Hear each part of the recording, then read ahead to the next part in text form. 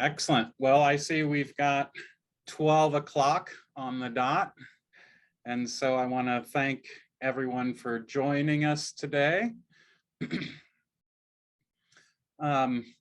for our Grow a Little Extra lunchtime webinar series. What we're doing is trying to encourage master gardeners and all Wyoming gardeners to plant and grow a little extra this year and to donate that produce from your garden to local food banks serving people in need in our communities.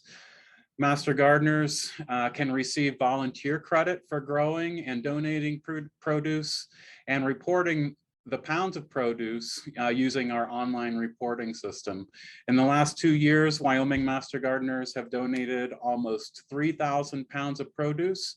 And we hope that the incentive to receive volunteer credit will encourage your participation in the Grow a Little Extra program. And we hope that the knowledge you'll learn from these classes will result in bigger and better yields for your garden as well. We're excited to build this partnership between Master Gardeners, the UW Sensible Nutrition Program, and the Wyoming Hunger Initiative. Today's speakers are both co-founders of Grow a Little Extra, so maybe they can talk a little bit about how this whole thing got started and where it's going. But today, Caitlin Youngquist, UW Extension Educator in Washakie County, is going to talk to us about composting and improving your garden soil quality, because all gardeners know that healthy plants start with a healthy soil. And then Lori Dickinson, UW Extension Sensible Nutrition Educator in Sheridan, is going to talk to us about engaging youth in gardens, something that is critically important to ensure future generations know how to grow. So thanks to everyone for joining us today. Feel free to type comments into the Q&A or the chat box. We are also streaming live on Facebook, and we'll be watching for your questions there as well. Please don't let us end today's session without answering all of your questions. And lastly, if you missed last week's class or any of the upcoming classes, all of the classes are recorded and are available on the website. So thank you again for joining us. I'm going to hand things over to Caitlin Youngquist, our extension educator in Whirling, in Washakie County. And again, Caitlin's going to talk to us about composting and improving garden soil quality. So Caitlin, thanks for joining us today. Thank you. Thanks for the invitation and for putting together this great series. I'm pretty excited to be able to share a little bit with folks who are interested in growing extra food for their communities.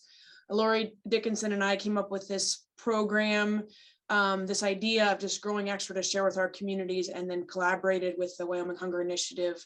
Was really inspired by our work with the community gardens, both in Whirling and Sheridan, and how impactful that was to be able to grow food and give it away. And just wanted to encourage other folks, other community gardens and other homeowners and gardeners to do the same. We all love to grow things. Often we grow a lot more than we can use. And so this is a great way to get that out into our communities. So I'm going to share a little bit about some of the things that I have learned about protecting soil and building soil in Wyoming. And I have looked at a lot of gardens, and I've worked in our community garden for a long time, and looked at a lot of soil around the state. And one of the most important things that you can do in Wyoming, or really anywhere, is to keep your soil covered. Always keep it covered. That's nature's system. That's the way we keep and protect a living system in our soil. That protects the soil biology, it protects the plants, protects the soil structure. So always keep your soil covered. That's the one, probably the one most important thing you can do. So I really encourage you to find ways to just protect that soil. This is one of our rows of beautiful cabbages we were growing for the Grow a Little Extra program last year. This is a good example of why we do that. This is a garlic bed from a few years ago. On the left, you'll notice where we didn't have enough mulch. I ran out that year. I didn't have enough leaves to use. And coming in the spring, a lot of little weeds are coming up there in the garlic bed. And the one on the right, you can see where I had enough mulch and it protected it from the weeds. And so mulching conserves your water, protects the soil, feeds the plants, feeds the worms, and perhaps most importantly, it makes your job as a gardener a lot easier, cuts down a lot on your weeding labor. This is an example of some alfalfa hay we were using as a mulch that was very effective. If you can get your hands on some moldy alfalfa hay that no one can use for feeding, it makes a great mulch material. And you can see where that mulch was sitting all winter. And then on the one side of the picture, there was some bare soil where the mulch had kind of fallen off the soil. And if you look there, there's a very stark difference in the soil where it was covered with mulch all winter and where it was bare. And you can see there, and if we zoom in a little bit, you can see where the worms have come up underneath that mulch and have been eating, and that's little worm castings there where that arrow is. So keep that in mind. Look at your garden now, look where it's been covered and look where it's been bare, and compare the soil and see where you would rather live if you were a little plant, right? So look at the soil, feel it, smell it, and just, you can tell the difference in the health of the soil where it was covered and where it was left bare all winter. This is a good example. This is a garden near Whirling. They have a very large lawn and they use their lawn clippings in their garden. A great material, right? Often if the other option is leave your grass clippings on your grass, but if it's important to you to pick them up, use them in your garden or use your neighbors. The one thing I'd be very cautious of with grass clippings is weeds. Bindweed, for example. There's a few other things that, depending on what you have in your lawn, that could come in with the lawn, with the grass clippings. But for the most part, it's a great material for protecting your soil and feeding the plants and letting the worms work there underneath the mulch. Straw works great as well. It can be very simple. Again, notice where there's mulch around these plants, and then in between where it's bare soil, you have a lot of weeds. Again, any organic material like that can work. Here is where you can see where we planted some little lettuce seedlings, and lettuce seeds are so small, they don't do well coming up through the mulch. So we pull the mulch back, and then as the lettuce gets bigger, or the carrots or anything else with very tiny seeds, we can push that mulch back up around them like you see on the right. So that's just a way that we manage it, and it works really well. Holds that moisture and protects it from the heat of the summer and slows those weeds down. Wool is another material that works really well. It's shearing season, so you can get your hands on some wool that has relatively low value to a lot of people, and so you can use it as a mulch in the garden. It holds moisture really well. It's about 10% nitrogen, has lots of nutrients, but it breaks down very slowly, and so it can do really well in raised beds or containers at the bottom of containers to hold moisture. It can be used as a mulch on the surface of the soil. It will break down slowly over a long period of time and can be incorporated in or used on the surface. Another great material that's often free. And then even shredded paper can work. It doesn't have quite as, it's not as nutrient dense, but if you can keep it wet so that it doesn't blow away, or you use shredded paper and then put some compost on top of it, that's also a great material. There are a lot of things that you can use for a mulch and to protect your soil. And as these things break down over time with the worms and the microbes in the soil, they feed your plants. This is what our community garden looks like in the winter. Notice we try very hard to make sure there's no bare soil. And there are many things you can use as a mulch material. You can also see that we leave a lot of plants even standing there after harvest and just let those roots decompose naturally in the soil instead of leaving the soil bare and unprotected all winter. So keeping your soil covered, the other thing you can do to really care for your soil is to get rid of the rototiller, or at least use it a lot less. If you're the type of person that rototills in the fall and the spring, consider doing it only once, preferably in the spring. So you're again not leaving it bare all winter. And really use other things. Use your hands, use a shovel, a broad fork. This picture in the bottom right is a great tool for working the soil. And just think about being gentle on the soil and not putting it through a blender, right? So turning it with a shovel, removing that mulch, turning it with a shovel, working it gently with your hands. The broad fork is a really great tool to penetrate through some of the compaction layers and loosen up that soil lightly. They're a little bit of more expensive tools, but they'll last hopefully a lifetime, and maybe it's something that you can share with your neighbors. Lasagna gardening or sheet mulching is another great tool. I know many folks are familiar with that. There are a lot of great videos or books or resources on this method. You can look up lasagna gardening, sheet mulching, no-dig gardening. There's another method called, I think, Back to Eden, and they use a lot of wood chips. There are many resources out there. The idea is, again, it's a no disturbance method. You start with cardboard as a biodegradable weed barrier. And in Wyoming, it's so dry here, you have to add a lot of water. And this is best started in the fall if you have the option. And you put your cardboard down and then layer it with your greens and browns, grass clippings, straw, leaves, coffee grounds, manure, and you let it just compost and break down in place. It's not quite an instant garden, but it's a way of starting a garden with very minimal effort and really building the soil from the top down. The other option is kind of the instant garden method, where again, you lay down cardboard and put a finished compost on top, lots of water, let that start to work and break down, and you can plant directly into that. So that's another good method there, if you have access to large quantities of good compost. And this is what it looks like over the fall and over the winter, right? These are the beds that were made. These were our no-dig beds that were made with cardboard and then layered with grass clippings and leaves and straw. And we don't till these anymore. It's been about 5 years since a rototiller has been through this garden. So keeping your soil covered, minimizing your disturbance and rototilling, and making compost. Those are the three big things you can do. You don't have to compost everything, but even if you can compost a few things and make a little bit of your own mulch or compost, your garden will be better off for it. And this is a simple method that works very well, and it's very inexpensive, using some sort of woven wire, whether it's chicken wire or woven wire fencing, and making these little hoops or barrels, I suppose, and layering them with whatever materials you have and adding lots of water. So in this case, these folks are using leaves and grass clippings and maybe a little bit of food waste. You can use a variety of different materials. Of course, it's very, very dry here. And the most important thing you can do for successful composting is water and time, right? And so eventually this will break down, worms will move in from the bottom. If you can keep it wet enough, this will all start to compost and make a beautiful leaf mulch or leaf compost. You can put a little bit of food waste. Coffee grounds are great. Many gas stations and restaurants have large quantities of coffee grounds they throw away. That is a great material for gardens. So having a little place in the corner of your yard that you at least make a little bit of your own compost is a great way to do it. You may not be able to make enough for all of your needs, but at least you can keep your leaves out of the dumpster, for example, or from burning them, and let them compost slowly over time. Water is a big important part of that success. Chopping things up, breaking them down into smaller pieces is going to really help.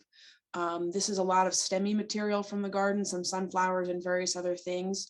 And what you'll notice is that when you use these really high carbon stemmy materials for compost, the final product is best used as a mulch as opposed to incorporated into your garden. And you'll get to know that as you make your compost, and you'll see what it's like when it's done. But using these really stemmy high carbon compost as a mulch on top as opposed to incorporation is a good way to do it. You can also compost right or use this layering method or composting method right inside a raised bed. So this is a brand new raised beds we built several years ago, and we just started layering it. We had some moldy hay, some straw, coffee grounds, grass clippings, compost, leaves, and we just layered it until it was all the way up to the top, and then watered it and let it sit for a while. And that was a very inexpensive way and very simple way to fill these raised beds. And so now they're filled with compost, but it took some time. Again, this is best started in the fall if you have the time to do it. The other thing is, because this is actively breaking down still, and there's no mineral soil in this bed to provide any structure, every year it's several inches lower, and we have to keep adding on top because that's breaking down and decomposing underneath, which is not a bad thing. It just means that every year I have to be prepared to add several more inches of organic material on the top, some compost or grass clippings or something like that, because it's actively decomposing and there's no structure in there. So it's a great way to do it. Again, coffee grounds, we got just piles of them from a local coffee shop, and we finished it off with some leaf compost on top. Holds a lot of water. It's a great way to fill raised beds. So that's what I would leave you with, is keeping your soil covered, getting rid of your rototiller, or at least minimizing the use of your rototiller, and making some compost. This is the Whirling community garden. I would really encourage anybody who's in the Whirling area to please come visit us. We're about 1/3 of an acre, located at a city park. Last year we hit a new record with about 3,700 pounds of food donated into our community, and we love visitors. So, and you can see what we've been doing with our no-till methods here for a few years. So I'm happy to take any questions, or we can do that at the end, and I will turn it over to Lori.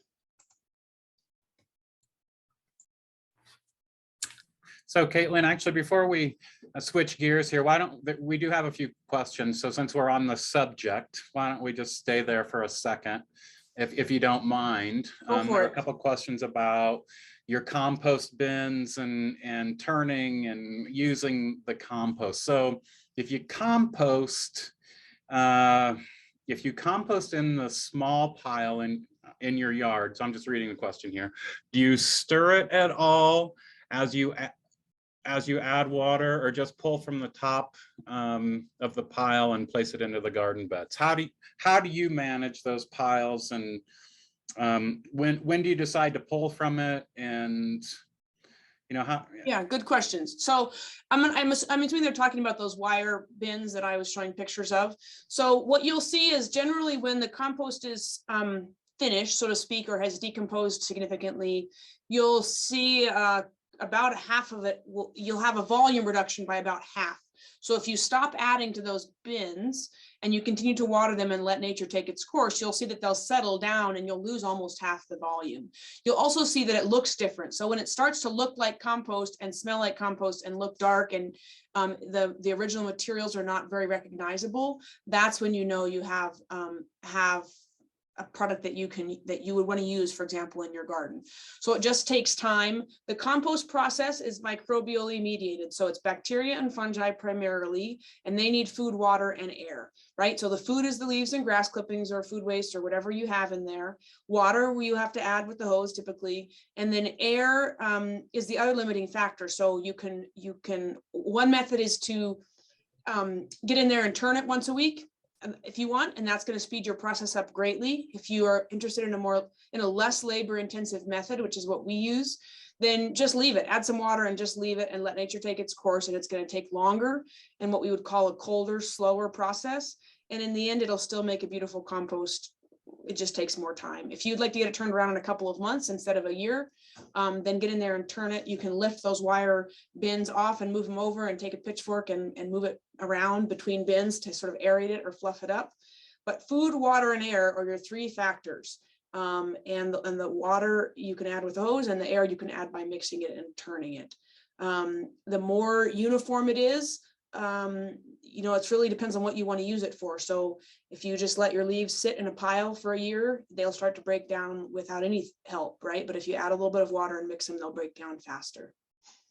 So I call that sort of active or passive composting. And the more active you are, the more involved you are with turning it, watering it, managing it, versus a more passive approach, which is you just keep adding to the pile, letting nature take its course, and then using it when you need to, like next spring to, or this spring to incorporate it into your garden soil and things like that.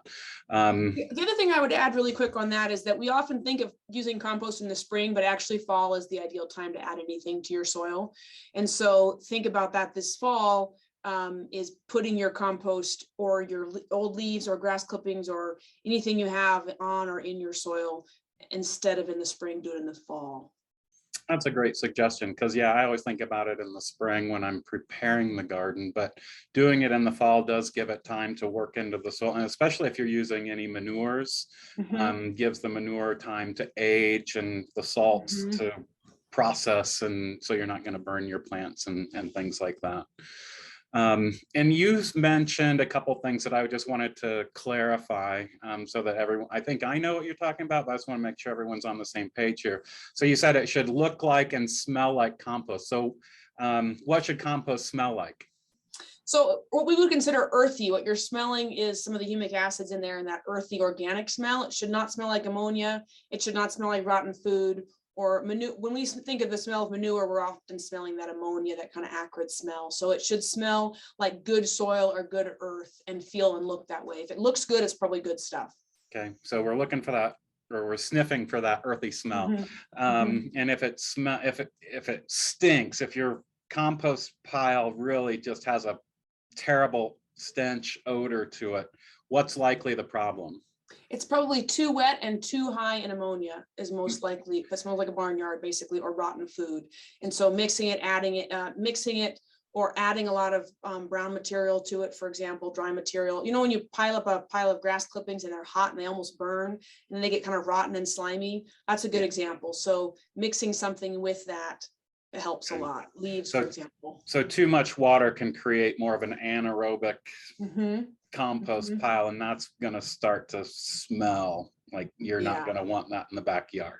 And that's hard to do in Wyoming. Yeah, so yeah, if you run into that, cut back on the water and then turn the pile. That should probably take care of the situation. And then I think you alluded to this, but to look like compost, you said you don't want to be able to recognize whatever materials you were putting in there, right? So if you can, Ideally, yeah, although practically speaking, for most of us, you'll still be able to tell that it had some leaves in it, or you might, if you're doing food waste, you might see a corn cob or something in there, or a bit of an eggshell. So consider that within reason of how much work you want to put into it, right? sure, If you buy compost, commercially produced compost, or compost in a bag, then you really don't want to see what it's made of. That's what that would be. That would show you that it's been very thoroughly processed, been through a heat cycle, it's very safe to use if you're purchasing it, sort of say at the garden center. If you're making it yourself, some of those materials should be unrecognizable, but practically speaking, you'll still see a few things in there probably. now this isn't a problem that I necessarily have in Laramie, but those folks in Wyoming who live in bear country, will compost bins potentially attract bears? And what can you do to keep bears out of your compost bin? That is a great question. I would be very hesitant to compost food waste outside if I was in bear country, but I don't know from personal experience. I would not be concerned, I don't think, about composting manure, leaves, grass clippings, anything like that in bear country, but I would be concerned about food waste. And I don't know the solution to that. You can use worm bins. That's a whole nother class, a different topic, but worm bins can be done indoors in a garage or in a kitchen, and they're a great system. So that would be another good option, is to convert over to a worm composting system. Great. I think your suggestion of leaving the food scraps out of the compost is probably a really good idea. Okay, next question from Katie. The picture of the cardboard on the grass, would you start a garden that way, just putting the compost on top and then planting into that? Or do you dig the grass up and then put the cardboard and the compost on top? For shallow rooted, so again, look up some video, look up some of your own on this. There's just a ton of information out. It's a very popular method right now in this lasagna gardening or sheet mulching. For shallow rooted things, you can plant right away, especially if you put your compost, 6 inches deep or whatever you have access to. And that cardboard will break down slowly over time, but it saves you a lot of labor in removing your sod. You should be able to just build right on top of your lawn, for example, that way, whether in a raised bed or not.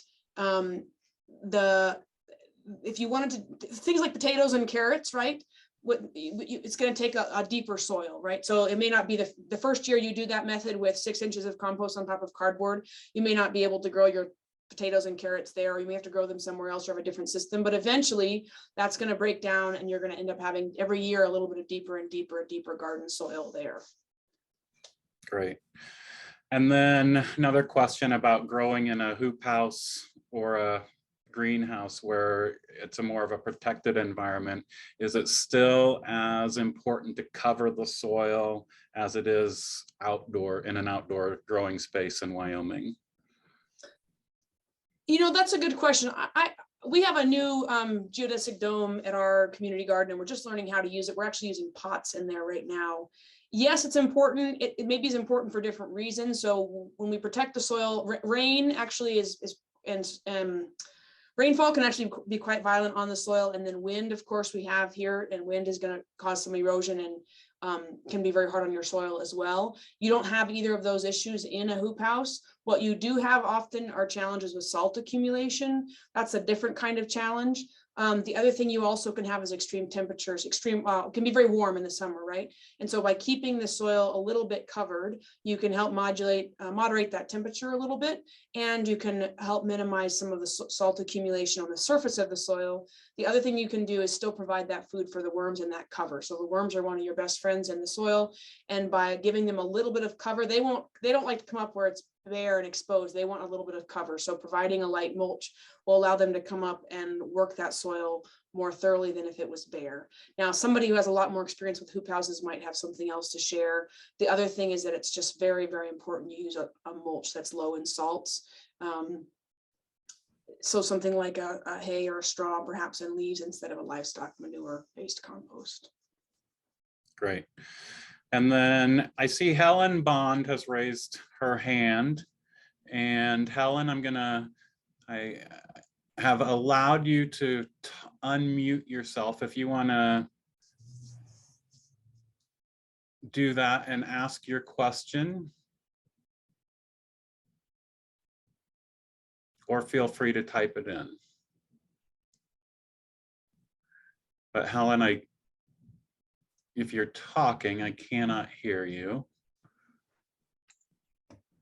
So Helen, I'll leave that open to you if you do want to jump in with a question.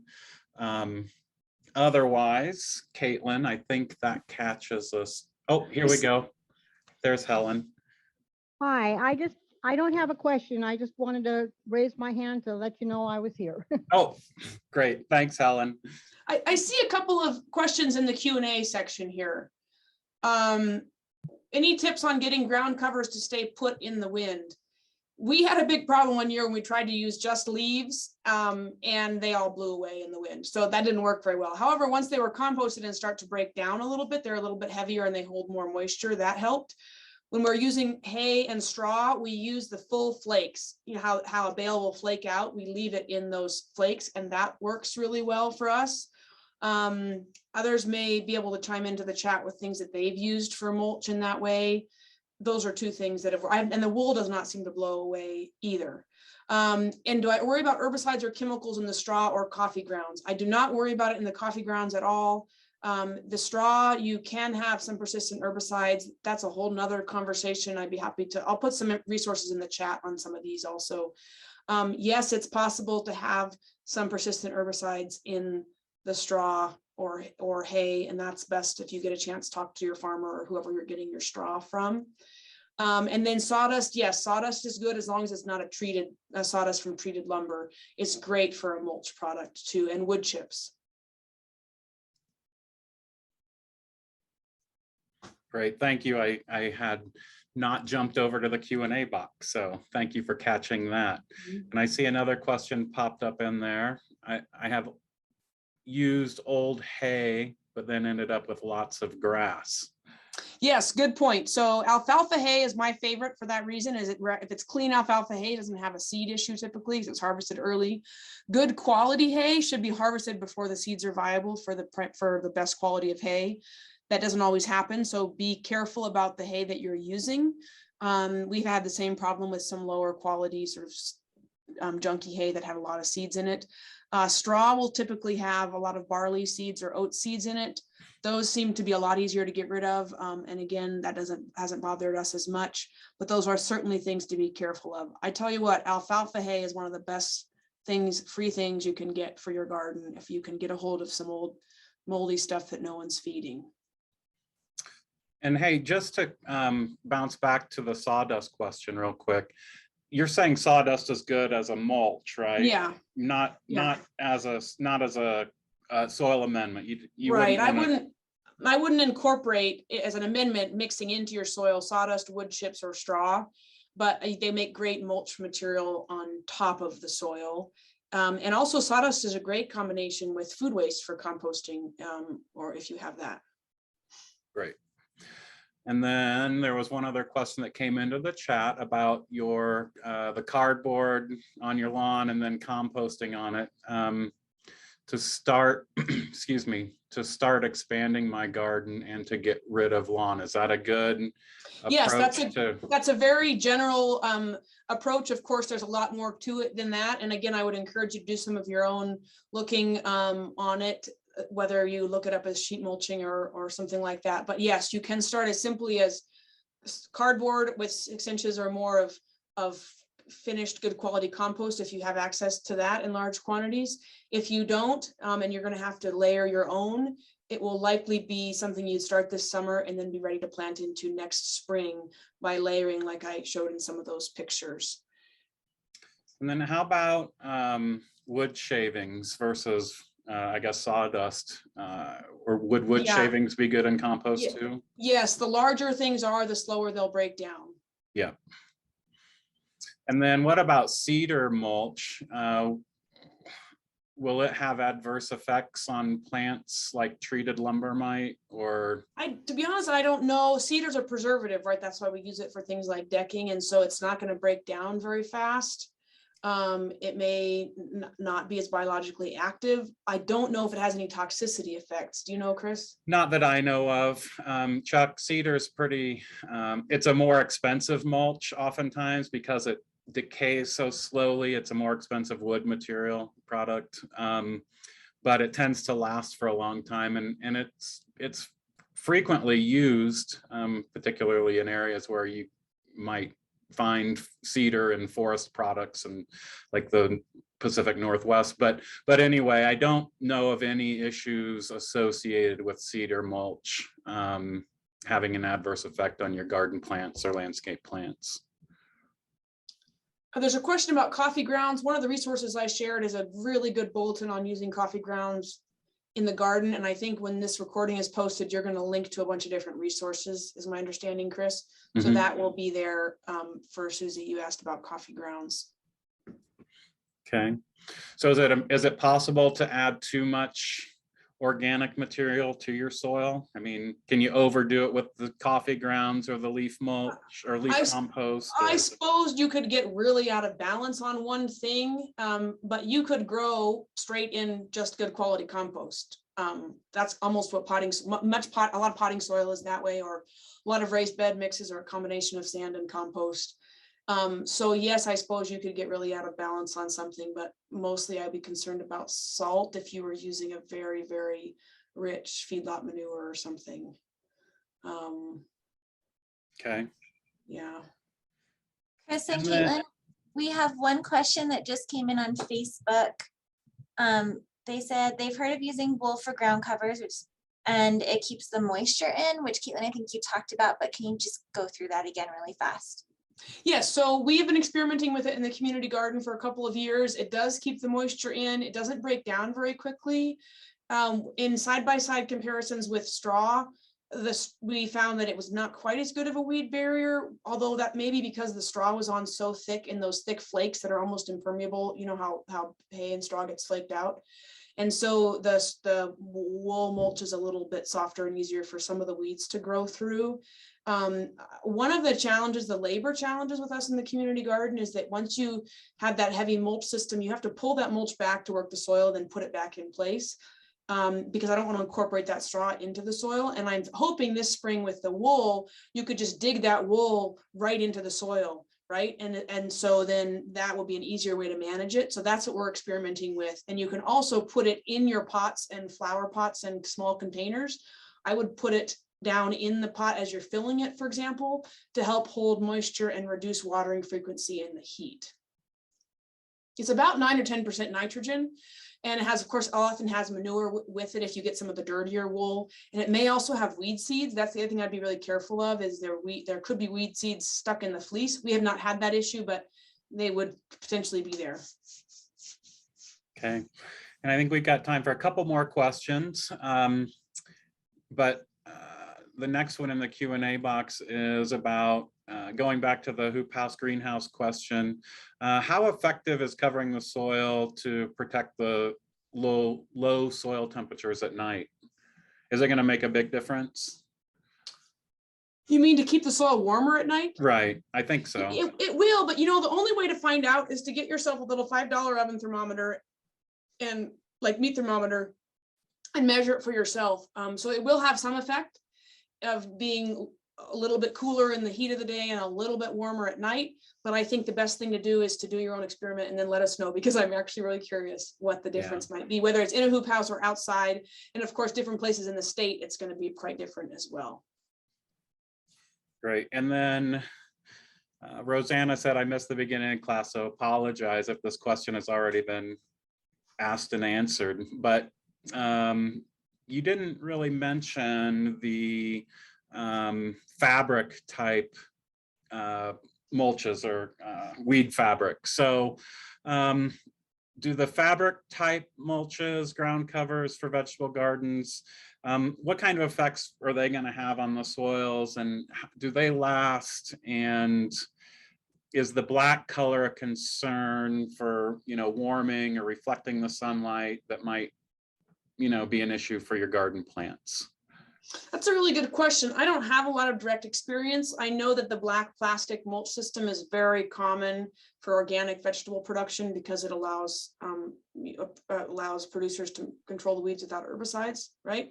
And I know it's very effective. I know that many people, at least on the home garden side, will use it more than 1 year in a row, quite effectively. It makes it hard to add anything to your soil, right? Because it's covered.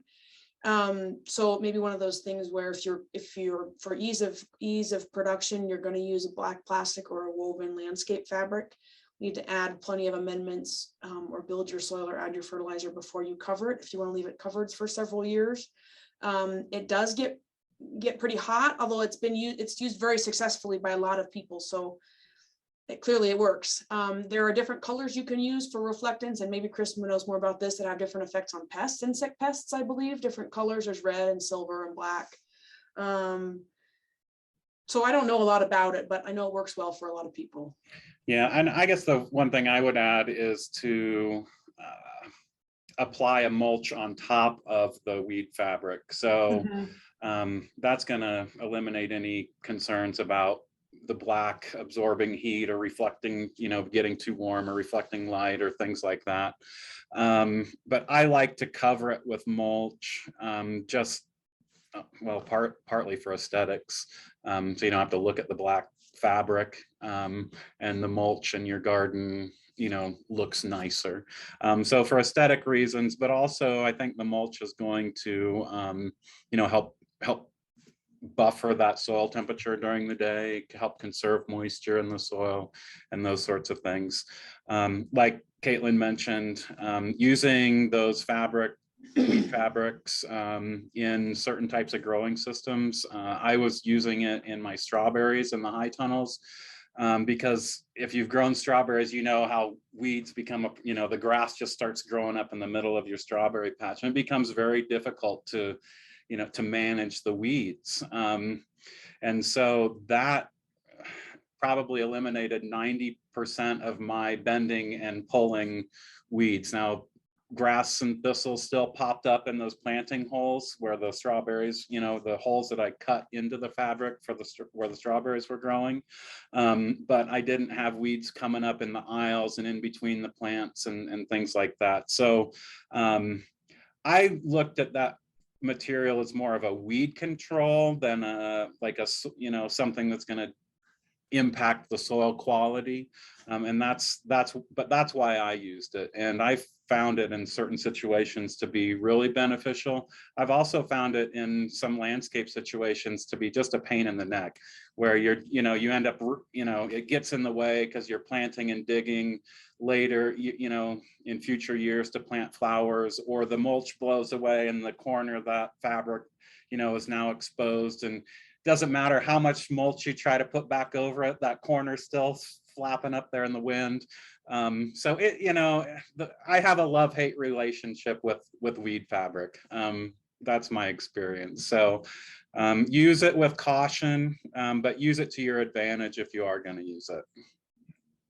So anyway, thank you for all the great questions. And Caitlin, thank you for all the information and the answers. So next, we're going to turn things over to Sensible Nutrition. And they're going to talk to us, one more, get Lori and, Caitlin, would you mind? There you go. Thank you. Lori and Kaylee, I'm going to hand it over to you. Okay. Thank you so much. I'm Lori Dickinson, and I am a regional director for the Wyoming Hunger Initiative, along with being a Sensible Nutrition program educator. And let's see here. Okay.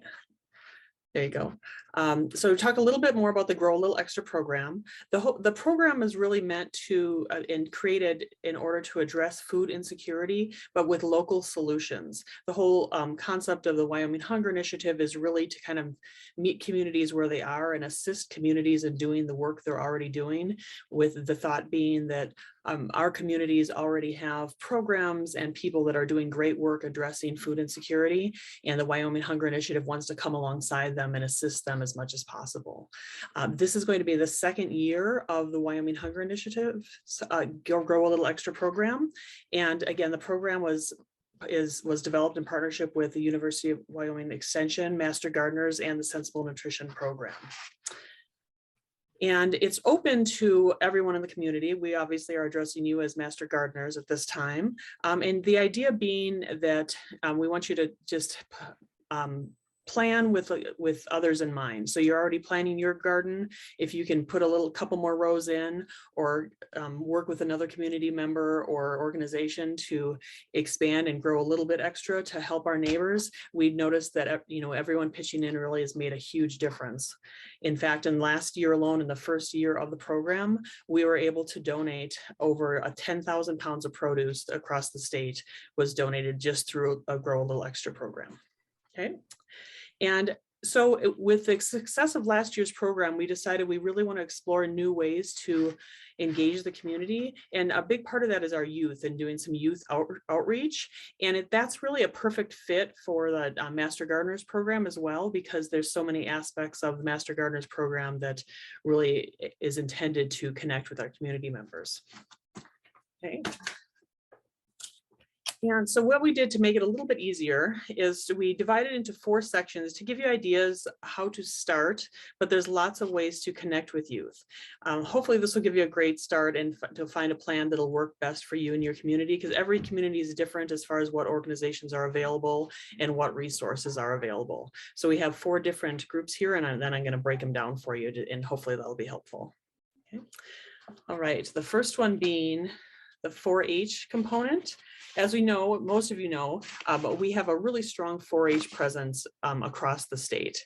And part of 4-H's motto is, I think it's head to clearer thinking, and hands to larger service, and health for better living, heart for greater loyalty. I think I put them out of order, but you get the idea. And the one that we're focusing on here is hands to larger service, meaning they have it's built with an intentional service aspect within the program.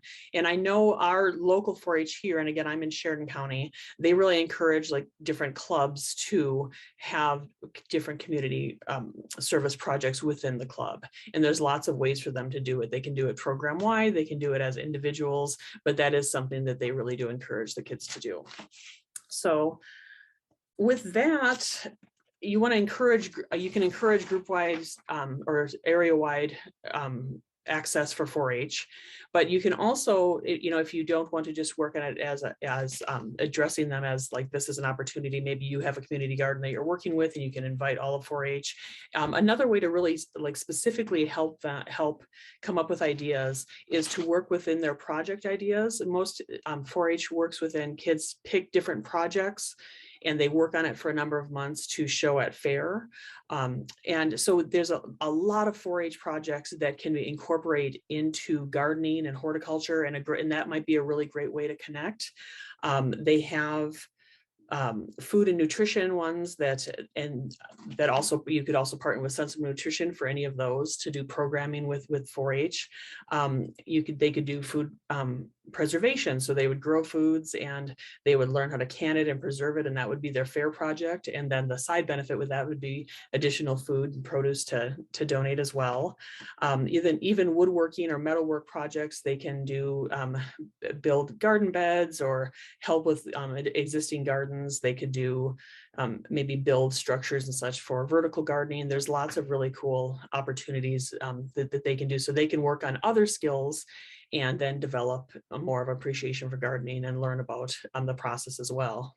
And of course, there's a number of nature and ecology ones. So if you have kids that are really excited about bugs or different aspects of nature, I had a 4-H little guy that helped with my garden for the past few years, and he did this whole experiment on worms. He was really excited about worms and soil and amending the soil in different ways, and he found lots of ways to that were not effective, but he was pretty excited about that too. But again, so he did that as his project, and he learned all about worms and soil, and then ended up donating on lots of produce as well. All right, and we have Boy Scouts and Girl Scouts. Boy Scouts and Girl Scouts are two different organizations, and girls can be part of Boy Scouts now. So in some areas it can be a little confusing as to which, but for the purpose here, their general mission and structure are very similar. So I'll just kind of show you a couple different ideas there. You know, both teach life skills and have service hour requirements for advancement. It's part of their core programming. Girl Scouts are encouraged to make the world a better place through our motto, and Boy Scouts are encouraged to do a good turn daily. So there's lots of opportunities for community service work. And I know as someone, I'm a lifelong Scout leader for both Girl Scouts and Boy Scouts I've assisted with, and we're always excited if someone says, hey, I have a community service project for you. Great. And you can put it out there, and again, it could be the whole troop, it might just be one or two Scouts, but we're always looking for ways to connect with the community. And I think there's lots, I think Grow a Little Extra opens itself up to lots of different ways to encourage Scouts to be part, to add to their community through community service or projects. Okay, and there's a variety of like specific badges. If you're not familiar with Scouting, there are specific badges they can earn as well, and each one has very specific requirements. For Boy Scouts, there's a gardening badge, a plant science badge, and a cooking badge, all that are that have elements that would actually tie in very well with Grow a Little Extra or any type of, or for master gardeners to work with. Also with Boy Scouts, they have certified merit badge counselors, which is very easy to get certified for. I'm actually in our area a certified counselor for gardening, plant science, and for cooking. And that way, when we have enough Scouts that if I want to put on a program, I'll contact them. If they are in a position where they have Scouts that are needing requirements, I can come in and work with them and work with those specific elements that they need. And depending on the age of the Scouts, there's things from really basic, simple stuff to some of them get pretty challenging, and they really challenge the Scout to really delve deeper into the project. So that might be something that you're interested again in. And something depending on your community, they may very well be in need of merit badge counselors that cover these things. So you could reach out to the Boy Scout Council and ask if they have a merit badge counselor for gardening or plant science or the cooking element, and see it, or other badges too, if there's other skills you have. And they're usually very excited to have community members be willing to come to donate their time. Okay, so Girl Scouts, a similar idea. There's different badges. They're not called merit badges, but there's different badges. And on every level, from the first year Girl Scouts, which are called daisies, all the way up to seniors and ambassadors all through high school, there's actually a lot of science and natural science, gardening, cooking, all kinds of great badges that work within, would work really well within any information master gardeners would want to share. Okay, and then also within Girl Scout, for Eagle Scouts, the highest rank is Eagle Scout is the highest rank for Boy Scouts, and for Girl Scouts, an equivalent would be the Gold Award. And both of them are considered the highest awards, and they are they need to have something that is going to be sustainable to benefit the community, and there's certain components they need to make sure are incorporated into their project, and there's a considerable amount of community service hours with that. There are some wonderful projects for both Girl Scouts and Boy Scouts that have been done online that you can Google and look up across the country, and we've done a lot within our state that that have really benefited horticulture, food insecurity. There's some really great projects that they can work within community gardens. They can build. We had here in Sheridan, we had 2 of our Eagle Scouts work on making accessible raised planter beds for the VA, and they're able to put them out on the patio in the VA, and that was really well received. So that might be something you can work with as well in some capacity. So just again, ideas. Okay. And then that moves us on to the Boys and Girls Club, and we kind of group together Boys and Girls Club and other youth groups, because I think a lot of things that will work. Really, you can adapt to a number of different programs, and again, every community is so different as to what's available. You know, so you have Boys and Girls Club and they do have some curriculum, and they have some programming already that you might be able to tie right into. But there's also maybe that you have a local church that has a very active youth group, and that would be a great service project. Would be, you know, giving back to the community and starting a garden, or maybe assisting others with their gardens. You know, again, it depends on what it looks like in your community. Also, sometimes in some areas like Rotary clubs or American Legion and clubs like that do tend to have youth components so they might have something or would be open to starting something like a garden with their youth, and that might be a great fit for you to come in, you know, as a master gardener and help them with some information. You know, most youth programs really try to instill being helpful, being altruistic, and there's values within the program that are meant to give back to the community.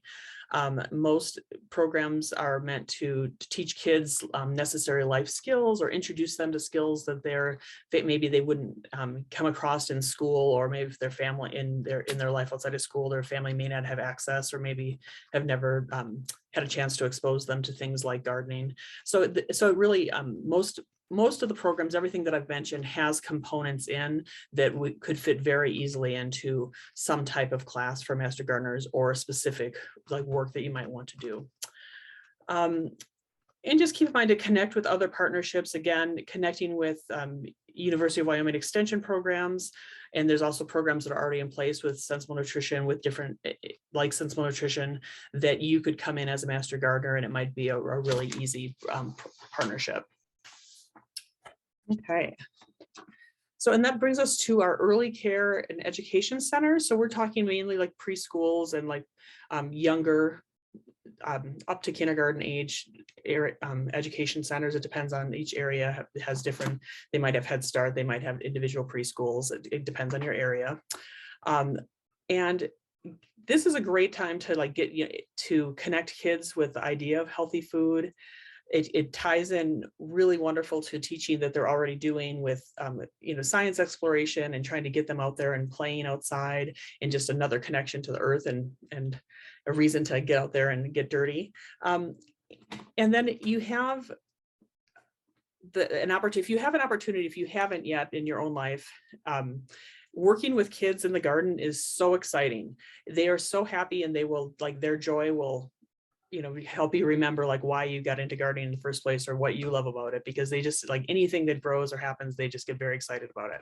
So there's lots of, and when you're talking about early childhood centers, as a master gardener, just going in and maybe having them plant and get things started, and then maybe leaving a couple with them for them to watch grow in the window, and then you can take the rest and donate to a community garden, or maybe you have a garden that you want to work with, and then put a couple more rows in.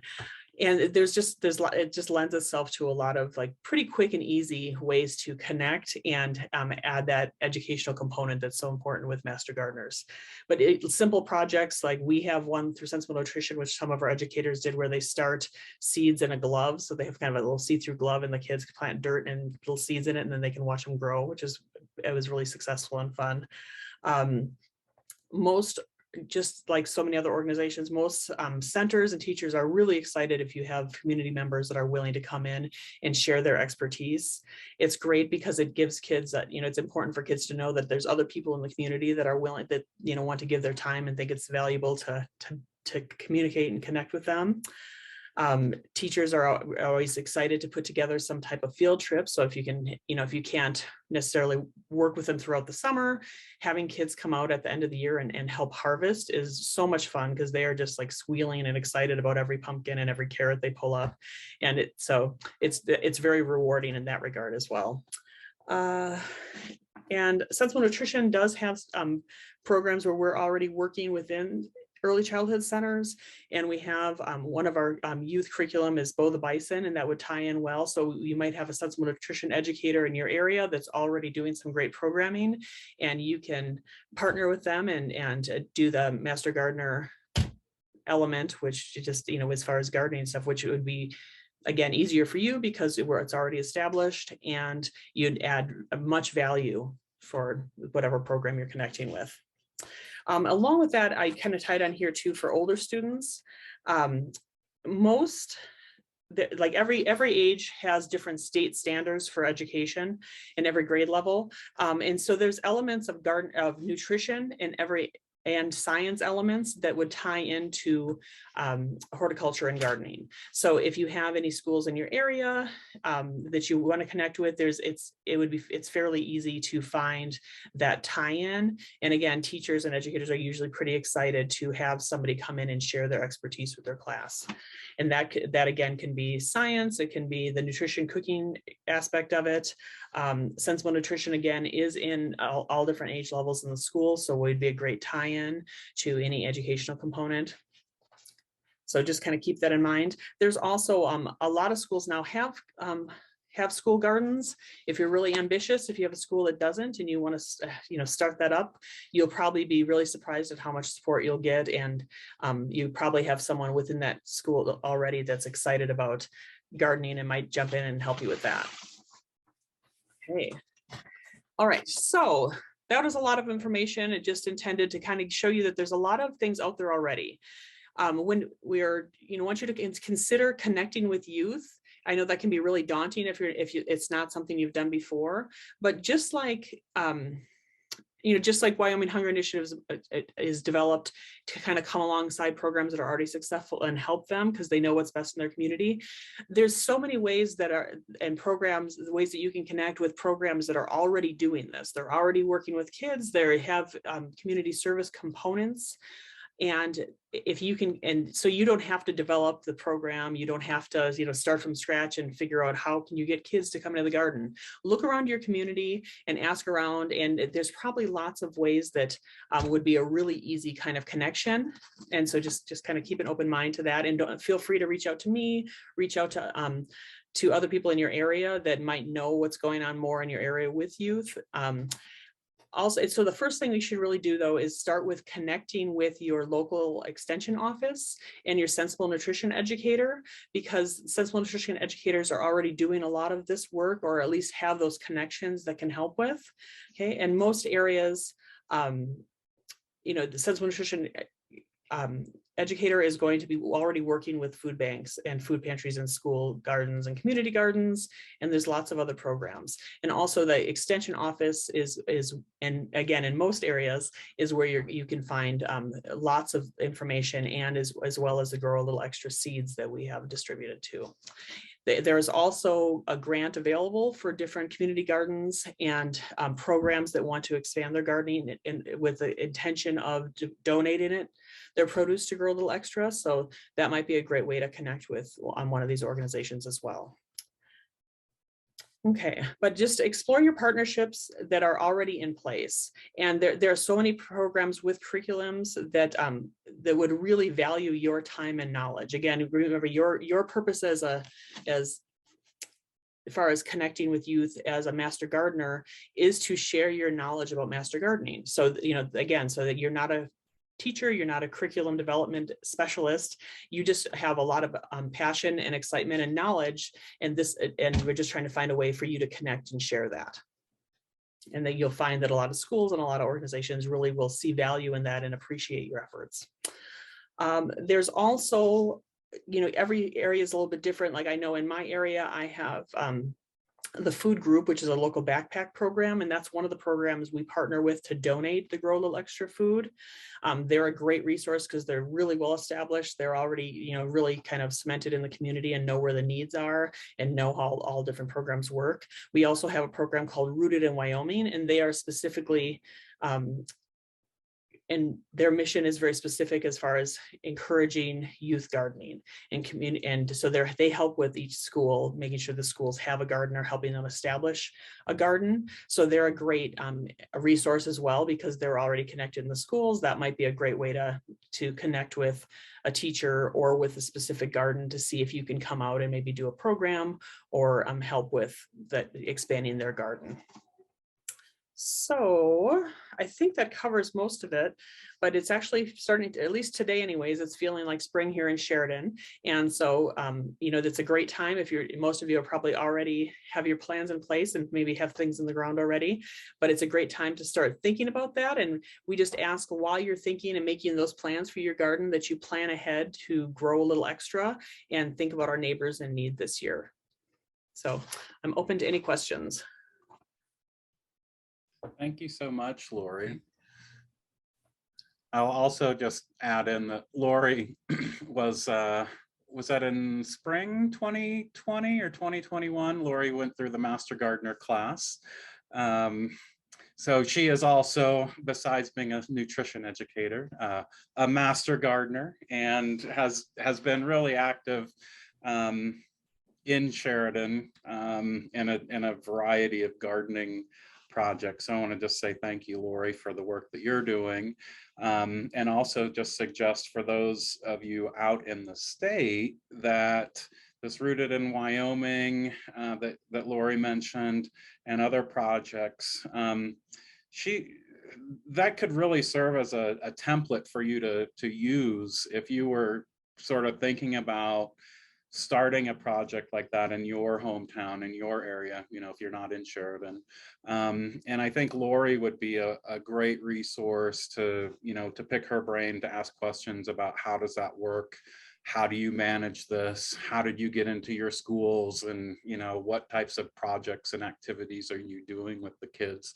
So anyway, the whole idea of this this webinar is to help make those connections and introduce some of those volunteer activities. And so if Lori can share some of her experience with you that might help something get started where you live, I'm sure she would be willing to share that experience with you.